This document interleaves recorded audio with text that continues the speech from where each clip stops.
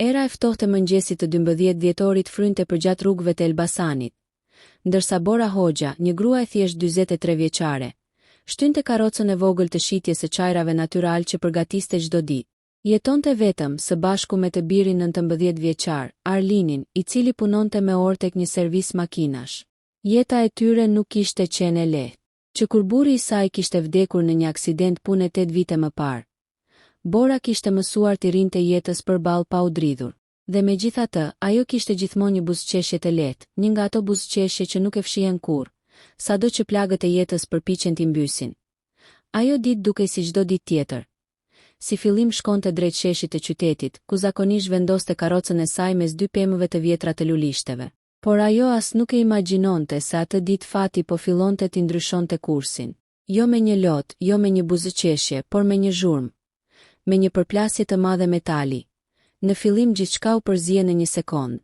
Një fren i miqar, një brit me humbur. Pastaj qetësi, ajo lloj qetësie që të ngre qimet përpjet. Bora ngriti kokën menjëherë. Nga 20 metra larg vendit ku ndodhej, një makinë gri kishte dalë nga rruga dhe ishte përplasur në një shtyllë. Ajo hodhi çajin që mbante në dorë dhe vrapoi me të gjitha forcat. Nuk mendoi fare, nuk llogariti as rrezikun dhe as mundësinë që makina mund të shpërthente. E shtynte vetëm një mendim.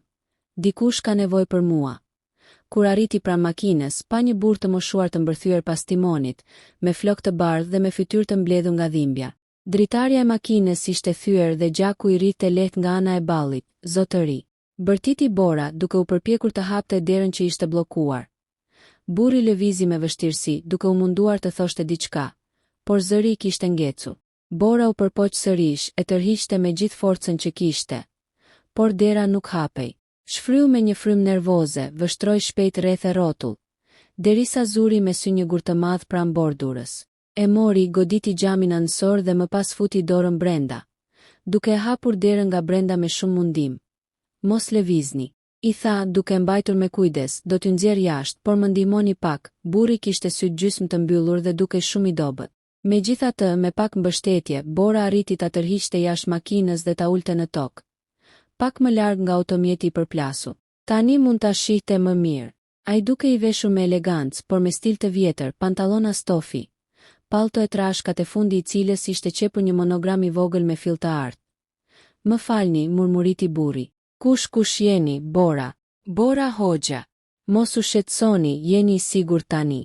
Ambulanca po vjen. Syzet, tha burri me zë të dobët, më ka rënë një sy. Ajo u kthye te makina, u përkule e gjeti syze të rëna në tapetin e brendshëm, i mori dhe ja vendosi në dorë. Ai u përpoq të buzëqeshte, por era e ftohtë ja ngrinte buzët. Faleminderit, pëshpëriti. Pas pak minutash një makinë e vogël policie mbërriti e para. Ambulanca erdhi vetëm pas 8 minutash të tjera, gjatë të cilave Bora qëndroi ulur pranë burrit të moshuar duke i fërkuar duar që mos të ftohej. Ai nuk e lëshonte Borën nga syt. Kishte një mënyrë të çuditshme vështrimi, një përzierje mirënjohje dhe habie, sikur nuk e besonte do çfarë kishte ndodhur. Kur ambulanca e mori, njëri nga mjekët i tha: "Zonja, mos u shqetësoni. Ai është me fat që ju ishit këtu. Goditja mund të kishte qenë fatale." Bora buzëqeshi lehtë, por nuk e priste që burri i moshuar, para se të mbyllej dera e ambulancës, t'i kapte dorën fort dhe t'i thoshte: "Ju lutem mos u largoni. Dua t'ju shoh përsëri." Fjalët e tij i mbetën në mendje gjatë gjithë ditës. Ajo nuk e njihte fare. Nuk dinte as emrin e tij. Por atë pasdite, rreth orës 5, teksa po mblidhte karrocën e saj, një makinë e zezë u ndal para saj. Prej saj doli një grua rreth të 50-tave, me një dosje në dorë dhe me fytyrë shumë serioze. "Zonja Bora Hoxha." "Po, unë jam Elona Vokshi, asistente personale e Adrian Berati. Ai është zotëria që shpëtuat sot." "Oh, si është ai? Shpresoj të jetë më mirë."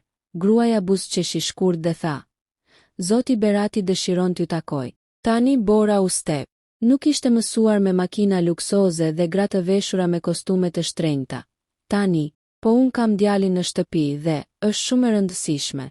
"Ju lutem, zoti Berati," këmbëngull. Bora u mendua 2 sekonda. Nuk e dinte pse, por diçka brenda saj i thoshte se duhej të shkonte. Pranoi, makina shkoi drejt spitalit privat të zonës së Bradasheshit. Ajo u fut në hol dhe aty në një dhomë private me aromë bajameje e priste i moshuari. Ai po rinte ulur në shtrat dhe ndryshe nga mëngjesi fytyra e tij duke shumë me gjallë. "Bora," tha ai sapo e pa. "E dija që do vije." Ajo uli kokën paksa e hutuar, zoti Berati erdha se ju kërkuat si ndiheni, ai buzëqesh i butë. Më thirr Adrian dhe ndihem shumë më mirë falteje. Mjekët më thanë se një sekond më vonë mund të kisha ngelur aty në makinë. Ajo uli syt. Çdo kush do kishte bërë të njëjtën gjë, Adriani e kundërshtoi menjëherë. Jo, zonja Bora. Sot në atë rrugë kaluan 5 makina para se ti të afroheshe. Askush nuk u ndal. Vetëm ti ajo nisi të skuqej nga sikleti. Nuk po e bëj për lavdi. Thjesht ishte e drejtë. Ai u mbështet pas jastëkut dhe ngriti një zarf të bardhë nga komodina. Unë dua të falenderoj. Ajo u tërhoq menjëherë. Jo, ju lutem mos, nuk e kam bërë përpara. Ai buzëqesh i butë dhe uli zarfin. E shoh që nuk je grua që blihesh nga një zarf, dhe pikërisht për këtë të çmoj. Por kjo nuk është pagesë, është një ftesë, po. Dua të vini nesër në shtëpinë time. Dua t'ju tregoj diçka shumë të rëndësishme. Bora hapi syt. Në shtëpinë tuaj? Por pse? Adriani e pa drejtë në sy për një moment të gjatë, pastaj tha me një zë të ulët.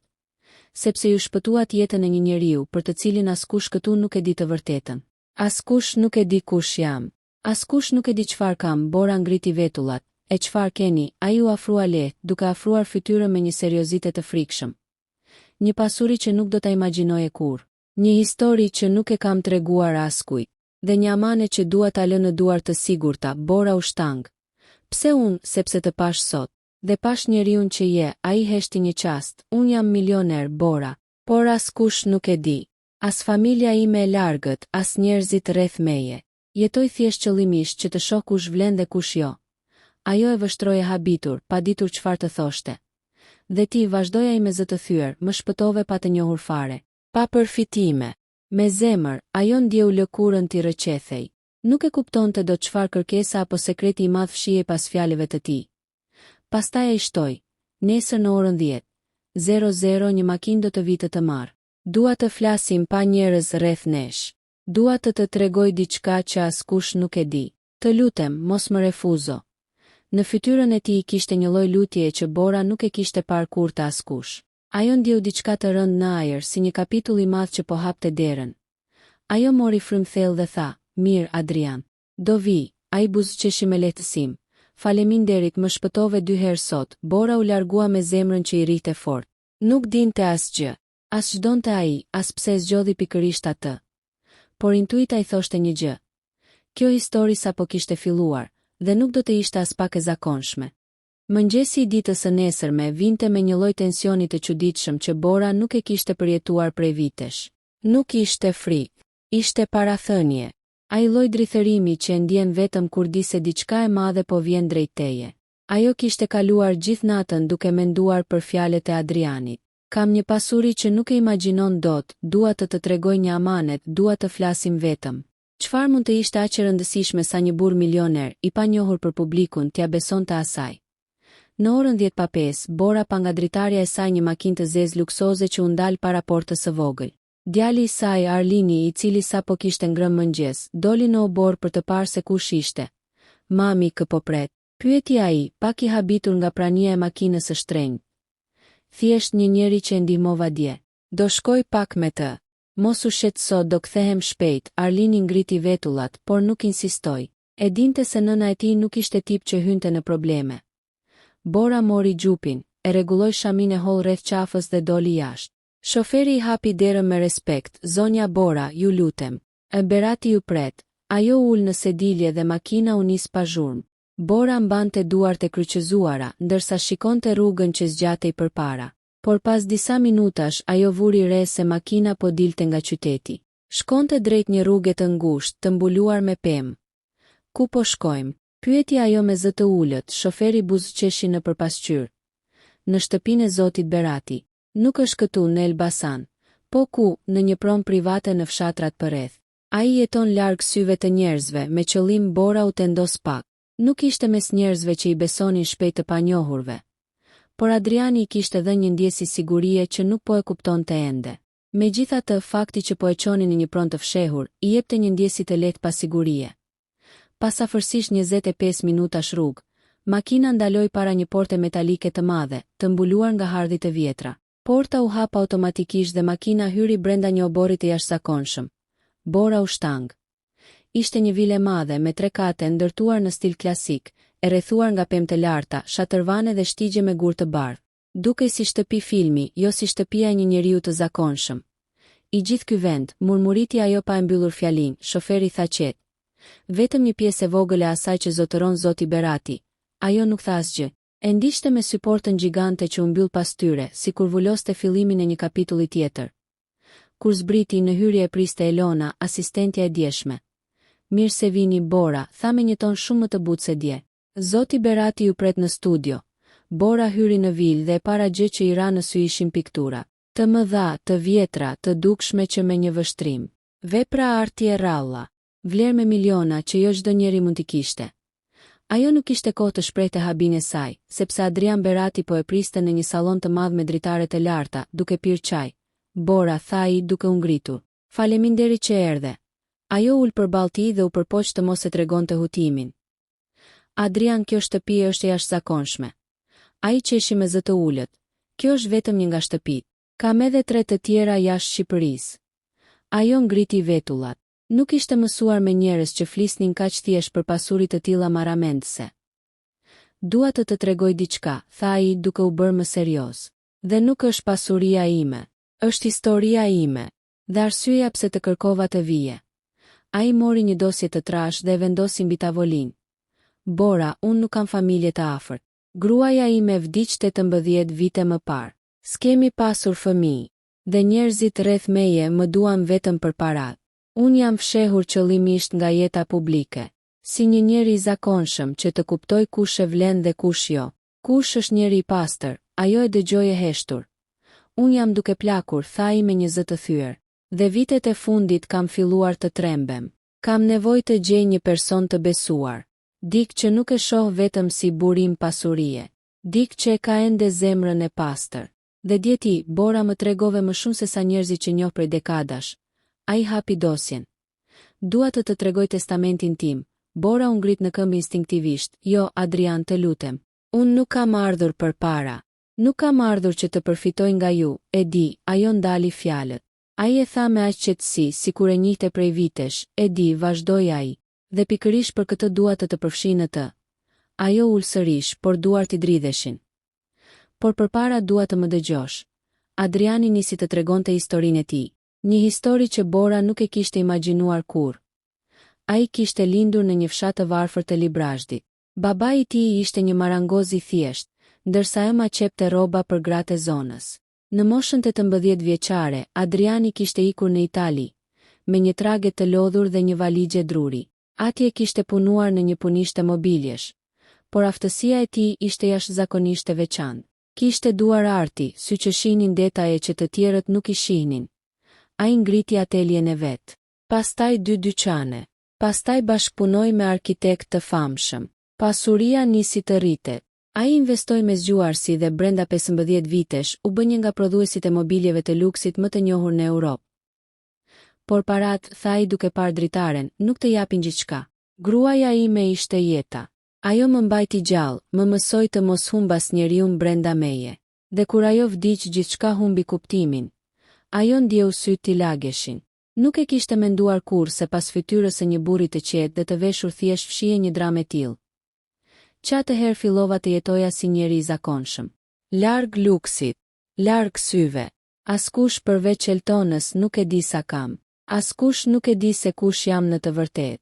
Unë kam parë njerëzit si më shikojnë, si më gjykojnë, si më llogarisin. Por ti, ai e vështroi drejt, ti më pe si njeri. Thjesht si njeri. Ai mbylli dosjen dhe e shtyu pak drejt saj. Në këtë dokument Bora, unë kam bërë një ndryshim të vogël. Kam lënë një pjesë të pasurisë për një kauzë njerëzore që dua ta drejtoj dikush I ndershëm. Dua që të jesh ti. Bora ngriti duart. Jo, Adrian, unë nuk jam personi I duhur. Nuk kam shkollë, nuk kam përvojë, unë jam thjesht një shiteshe çaji. Ai qeshi me ngrohtësi. Jo, Bora, je më shumë se kaq. Je njeri I drejtë. Dhe sot kjo vlen më shumë se të gjitha diplomat e botës. Ajo heshti. Nuk dinte çfarë të thoshte. Unë nuk mund të pranoj para nga ju, tha ajo me zë të dridhur. Ai buzëqeshi shumë lehtë. Nuk po të kërkoj të pranosh para, po të kërkoj të pranosh besim. Dhe dua të tregoj edhe diçka tjetër. Ai u ngrit ngadalë.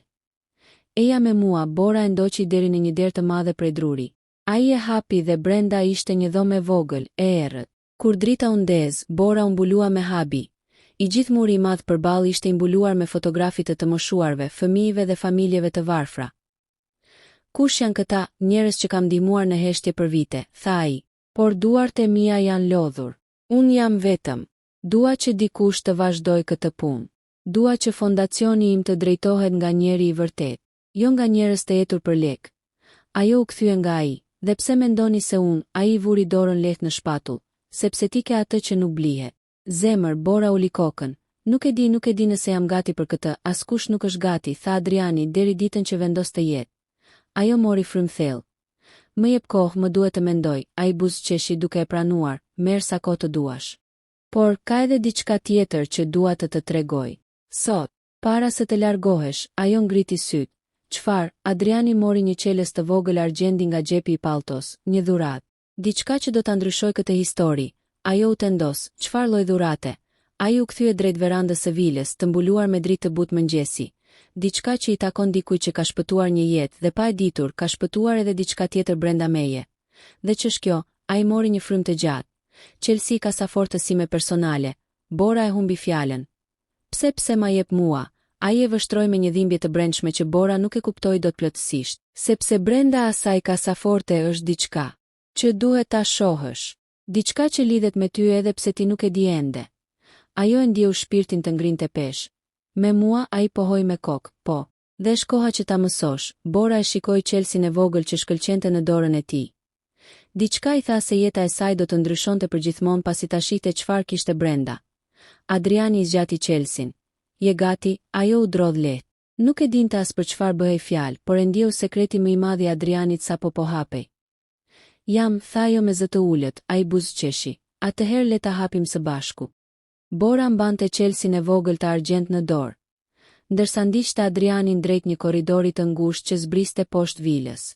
Pasaportat e dritave muri ndezeshin një nga një, duke ndriçuar shkallët prej drurit të vjetër. Ajo ndjente zemrën duke i rrahur aq fort, sa mendonte se edhe Adriani do ta dëgjonte. Kjo është dhoma më private që kam, tha ai me zë të ulët, duke hapur një derë të trash metalike me shenjën e gdhendur se askush tjetër përveç meje nuk ka hyrë këtu për 18 vite. As asistenta juaj, as Elona, u përgjigja ai. Askush. Brenda dhomës mbretëronte një aromë druri të vjetër dhe letre të mykur. Në mur i vetëm ndodhe një portret i madh, i pikturuar me ngjyra të buta. Një grua e bukur, rreth të 30 ave, me sy të thellë të trishtuar. Bora e pa shtangur. Ajo ish gruaja ime, pohoi Adriani me një zë që ju këput. Era. Ajo ishte pikërisht ashtu siç Adrian e kishte përshkruar. E bukur e ëmbël, por me një breng që duke edhe nga piktura. Bora nuk fliste. Në cep të dhomës, e futur në mur, ishte një kasaforte madhe metalike e zezë me një brav rrethore dhe një vrim të vetme për qelsin. Ky është momenti, tha Adriani. Hapeni ju. Bora u afrua me hapa të ngadalshëm, sikur të ecte mbi akull. Fut qelsin. Brava u hap me një klikim të thellë, metalik. Ajo e ktheu ngadal dorezën dhe kasaforta u hap duke lëshuar një aromë letre të vjetër dhe qese të mbyllura. Brenda kishte disa kuti fotografish, një dosje të trashe dhe një kuti kadifeje blu. Çfarë është e gjitha kjo? Pyeti Bora e tronditur. Adriani mori kutin blu dhe e vendosi në tavolinën e vogël. Para se ta hapësh, duhet të tregoj diçka që s'mund ta kisha thënë më parë. Ai ul me vështirësi në karrigen e drurit. Bora, unë të kam parë edhe para aksidentit. Ajo ngriti syt me habi. Më keni parë ku? Në treg. Në vendin ku shisje. Prej disa muajsh unë vi aty. Rija ulur përballë kioskës sate me librin në dorë. Bëja sikur lexoj, por në fakt të vëzhgoja ty. Bora unë piks. Pse? Sepse ti je ndershme në një mënyrë që shumë pak njerëz janë sot. Kur i jepje një gotë çaj një të moshuari, kur falje 50 lekë dikujt që nuk ishte, kur qeshje me njerëz që i njihje dhe që nuk i njihje ti ishe ndryshe. Ti nuk e kishe betonuar zemrën nga jeta. Nuk kishe mësuar të gënjesh për të mbijetuar. Ajo mbeti pa fjalë. Nuk e kishte menduar kur që një burr i tillë e kish vëzhguar në heshtje. Ka menduar shumë herë të flisja, vazhdoi ai. Por më dukej e pa drejt, sepse unë nuk isha thjesht një burr i zakonshëm. Dhe nuk doja të friksoja. Ai preku kutin blu me gishtin e madh. Derisa erdhi dita e aksidentit. Ti më shpëtove pa më njohur, pa më pyetur kush isha. Ishte sikur fati të dha një arsye të hyje në jetën time. Ai mori frymë thellë. Por nuk është vetëm kaq, Bora qëndroi e heshtur duke parë kutin. Hape, ajo e ngriti kapakun. Brenda ishte një qeles i dytë, më i vogël, i artë dhe një zarf i trash, i verdhëruar nga koha. Ç'është ky? Pyeti ajo me zë të dridhur, zarf i shkruar nga grua ime, Era. Para se të vdiste. Ajo e dinte sëmundjen e saj, e dinte që s'do jetonte gjatë. Dhe më la këtë letër që nuk e kam hapur kurrë sepse nuk pata forcë. Kur, asnjëherë, tha ai duke ulur kokën. Sot dua ta hap ti.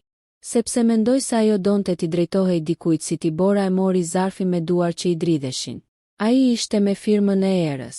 Kur preku letrën, një ndjesje e ftohtë përshkoi, me kujdes e hapi. Brenda ishte një letër e shkruar me dorë, me një shkrim të hollë elegant.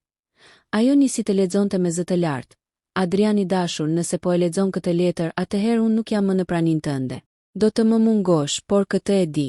E di edhe që do ta mbyllësh zemrën tënde pas meje. Por dua diçka nga ti. Diçka që mendoj se Zoti do të ta sjellë në momentin e duhur. Gjej një shpirt të ndershëm.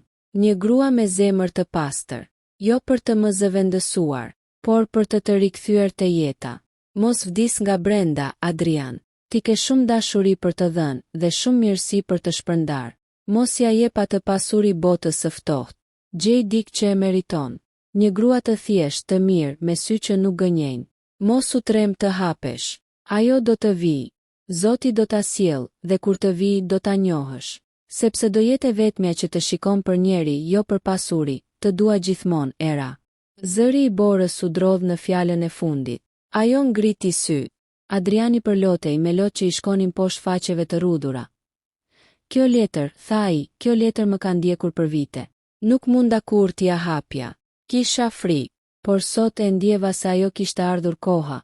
Bora nuk dinte çfarë të thoshte. Ajo vendosi letrën poshtë me kujdes, sikur të ishte e shenjtë. Dhe unë jam ajo që ajo përshkruan. Pyeti Bora me zë të ulët, pothuaj të friksuar nga përgjigja. Adriani afroi dorën. Bora, ti nuk je thjesht shpëtimtare e jetës time. Ti e gruaja që kjo letër përshkruan, ajo shtangu, unë nuk di çfarë të them, skep se thua gjë. Më dëgjo. Nuk po të kërkoj të më duash. Nuk po të kërkoj të jesh pranë meje nga detyrimi. Dua vetëm një mundësi, një shans që të kem në jetën time. Si njeri i afërt, si dikush që i besoj, si dikush që më riktheu te jeta. Ai mori qelsin tjetër të artë. Ky qeles hap kasafortën e investimeve të mia personale. Vetëm për të treguar diçka që ka të bëjë me ty, me mua. Po ai u kthye te kasaforta, vendosi qelsin e artë në një ndarje të brendshme dhe hapi një kutizë. Brenda kishte një certifikat të laminuar të një toke të madhe Buzë Elbasanit. Kjo është një parcel prej 9 hektarësh, tha ai, të cilën e kam bler 7 vite më parë. Por jo për vete. E bleva për një ëndër që ajo letër e la shkruar. Ndihmo dik të ndërtoj diçka të bukur nga e para. Bora e preku me gisht emrin e saj, shtëpia e Borës, qendër sociale DH kopsh për fëmijët e varfër. Po pse emri im është këtu, sepse ëndra ishte jotja, Bora, tha ai. Jo ime. Unë pata pasurin, por jo iden. Ti ke dashurin, zemrën, dëshirën. Ti meriton të krijosh diçka që unë vetëm mund ta financoj. Bora mbeti pa fjalë. Lotët nisën t'i rridnin në heshtje. Nuk e besoj dot, përshpëriti ajo. Dua që ty të talë këtë projekt, tha Adriani. Dua që ti të jesh drejtuesja e fondacionit tim. Mos mendo për para. Mendo për fëmijët që do të ndihmosh, për nënat e vetme, për njerëzit pas tre. Kjo është arsyeja pse të solla këtu. Jo thjesht për të dhënë një sekret, por për të dhënë një mision. Bora e lau fytyrën me duar. Adrian, unë jam njeri i thjesht. Unë nuk e di nëse mundesh, tha ai, sepse ka pak njerëz si ti. Dhe unë kam jetuar mjaft gjatë për ta njohur këtë. Ai mori duart e saj me butësi. Bora, kam edhe një të vërtet të fundit për të thënë. Ajo ngriti kokën me frikë dhe kuriozitet. Kur pash foton tënde te kasaforta më nxori frymën. Sepse, pa e ditur, ti ke qenë ngjylli që Era më tha se do vinte. Dje, kur më shpëtove, gruaja ime, u duk sikur më tha, tani e gati. Bora shpërtheu në lot, Adriani u afrua më shumë. Ndaj dua të bëj një pyetje. Ajo ngriti sytë e mbytur në lot. A do të jesh pjesë e jetës sime? Si mike, si dritë, si njeri që më riktheu te jeta, dhoma heshti. Ajo e mbajti dorën mbi të tijen. Po, tha me zë të dridhur. Po, Adrian, do jem, sytë e tij u mbushën me lot gëzimi. Në atë moment, Bora nuk ishte më një grua e thjesht nga Elbasani. Jo më një shit se çaji. Jo më një nënë e vetme që luftonte për të mbijetuar. Ajo ishte njeriu që 1 milioner e kishte kërkuar gjithë jetën, dhe që një letër e 18 viteve më parë kishte parashikuar.